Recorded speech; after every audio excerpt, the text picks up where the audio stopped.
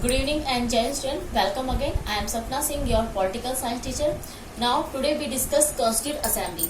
अभी तक हमने अपने पार्ट फर्स्ट में हमने डिस्कस करा था कि कॉन्स्टिट्यूशन क्या है, why do we need a constitution, हमें कॉन्स्टिट्यूशन की नीड क्यों है, कॉन्स्टिट्यूशन के कितने टाइप्स के कॉन्स्टिट्यूशन होते हैं और इसके फंक्शन क्या है, इसकी नीड क्यों है। अब हम जानेंगे जो इंडियन कॉन्स्टिट्यूशन है उसको कैसे बनाया गया, किसने बनाया और किस तरह इसको इन्फोर्स करा गया।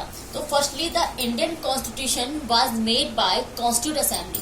जो इंडियन कॉन्स्टिट्यूशन था उसे किसी डिक्टेटर ने नहीं बनाया था, किसी राजा महाराजा ने नहीं बनाया था, उसे किसी मिलिट्री रूल के द्वारा नहीं बनाया गया था। It had its first meeting on 9 December 1946 and reassembled on 14 August 1947 by the elected members of Provisional Legislative Assembly through an election. जो कॉन्स्टिट्यूट असेंबली की फर्स्ट मीटिंग थी वो 9 दिसंबर 1946 को हुई थी और जो इसके मेंबर थे वो 14 अगस्त 1947 यानी जब पाकिस्तान का इंडिपेंडेंट डे बनाया जाता है तब असेंबल किए गए थे। अब जो हमारा कॉन्स्टिट्यूशन था इसका मतलब ये नहीं कि ये आफ्टर इंडिपेंडेंट ही बना तो इसकी जो रिकमेंडेशन थी या इसकी असेंबली थी उसके बाद ही बनाई गई। जो कॉन्स्टिट्यूट असेंबली थी वो बिफोर इंडिपेंडेंट ही बना दी गई थी। जब ब्रिटिश को ऐसा एहसास होने लगा, उनको ये फील होने लगा कि अब हम इंडिया पे रूल नहीं कर पाएंगे ज़्यादा लंबे समय तक, अब हमारा टाइम फिनिश हो रहा है, तब उन्होंने खुद अपने आप से एक मिशन चालू किया जिसका नाम उन्होंने कैबिनेट मिशन रखा और उस मिशन का मेन पर्पस था इंडिया में कॉन्स्टिट्यूट असेंबली को बनाना, कॉन्स्टिट्यूशन को बनाना। The Britain send a mission to Indian in the name of cabinet mission and one of the aim of this mission was the prepare a constitution of India। इस mission का main purpose था Indian constitution को बनाना and with the recommendation of this mission form the constituent assembly. और जो ये mission था इसके ही रिकमेंडेशन पे इस ब्रिटेन के कैबिनेट मिशन के रिकमेंडेशन पे ही कॉन्स्टिट्यूट असेंबली को बनाया गया। और कॉन्स्टिट्यूट इसने क्या रिकमेंडेड करा था, each province and each princely state on group और state work allotted seats proportional to their respective population रफली in ratio of 1 to 1 lakh। जो हमारी इंडिया थी, जैसा हम जानते हैं कि कुछ इंडिया के कुछ पार्ट्स जो थे वो ब्रिटिश के अंडर में थे और कुछ पार्ट्स जो थे वो प्रिंसली स्टेट थे जहाँ पे राजा महाराजा राज्य करते थे और किस बेस पे करते थे, ब्रिटिश के साथ मिलकर राज्य करते थे। मतलब ब्रिटिश वहाँ पे हाफ यहाँ पे रूल्स प्रिंस का था लेकिन वो ब्रिटिश के रिकमेंडेशन पे ही करते थे। ऐसी स्टेट में से 1 लाख जहाँ की पॉपुलेशन 1 लाख थी उनमें से 1 लाख पे 1 पर्सन को चूज किया गया। और किस बेस पे चूज किया गया, PRTP यानी प्रोपोर्शनल रिप्रेजेंटेशन सिस्टम के अकॉर्डिंग 1 पर्सन को इलेक्ट किया गया था 1 सीट से।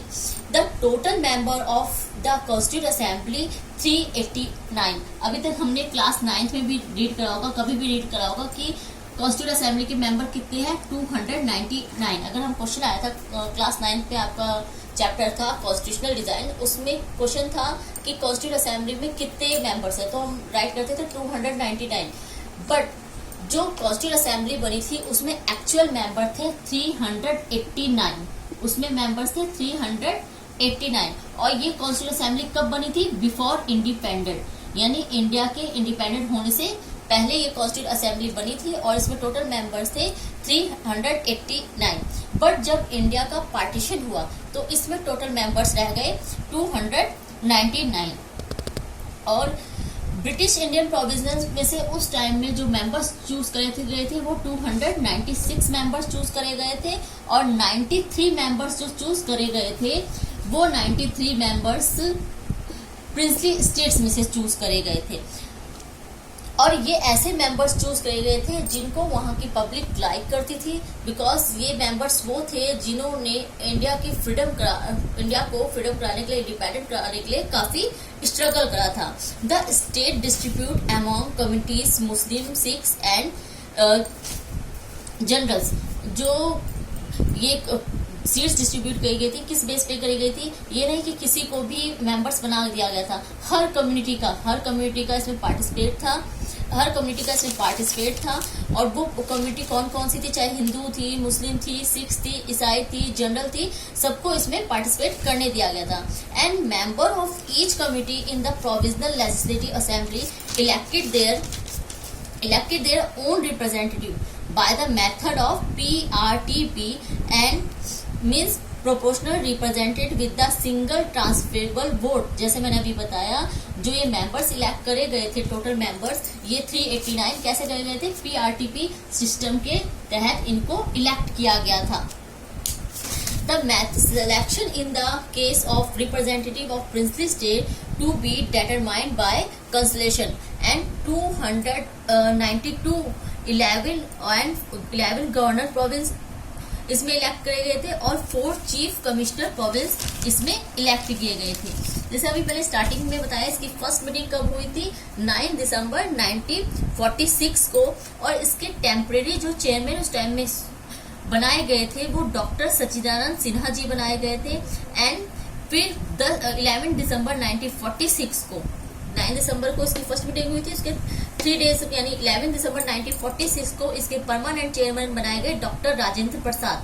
एंड 13 दिसंबर 1946 को कॉन्स्टिट्यूशन बनाने से पहले पंडित जवाहरलाल नेहरू, जो हमारे फर्स्ट प्राइम मिनिस्टर थे, उन्होंने ऑब्जेक्टिव रिजोल्यूशन अब बताया था, यानी कुछ ऐसी चीजें बताई थी कि हमारा कॉन्स्टिट्यूशन क्यों बनाया जा रहा है और किस लिए बनाया जा रहा है। एंड जैसे मैंने बताया कि जो मेंबर्स थे ये बिफोर इंडिपेंडेंट थे, तो 3 जून 1947 को यानी बिफोर इंडिपेंडेंट से पहले पाकिस्तान को अपनी कॉन्स्टिट्यूंट असेंबली बनाने के लिए बोल दिया गया था। एंड 22 जुलाई 1947 को हमने ऑब्जेक्टिव रिजोल्यूशन को अडॉप्ट किया था। एंड 24 जनवरी 1950 को हमने अपना फ्लैग अडॉप्ट किया था।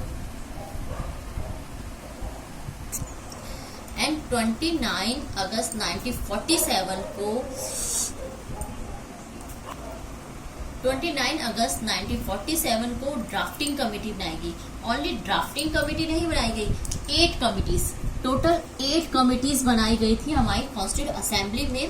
और इन 8 कमिटीज को अलग अलग वर्क प्रोवाइड किए गए थे। तो मेन हमारा जो कॉन्स्टिट्यूशन बना उसको बनने में 2 ईयर 11 मंथ 18 डेज बने लगे। और इसको काफी बार अमेंड किया गया, क्लॉज पे क्लॉज को चेंज करा गया। काफी डिस्कशन के बाद हमारा कॉन्स्टिट्यूशन बना। और इस कॉन्स्टिट्यूशन को कंप्लीट 26 नवंबर 1949 को कर लिया गया था एडॉप्ट। और इसको इन्फोर्स करा गया 26 जनवरी 1950 में इसको इन्फोर्स करा गया। Now thank you student, thank you very much. जय हिंद।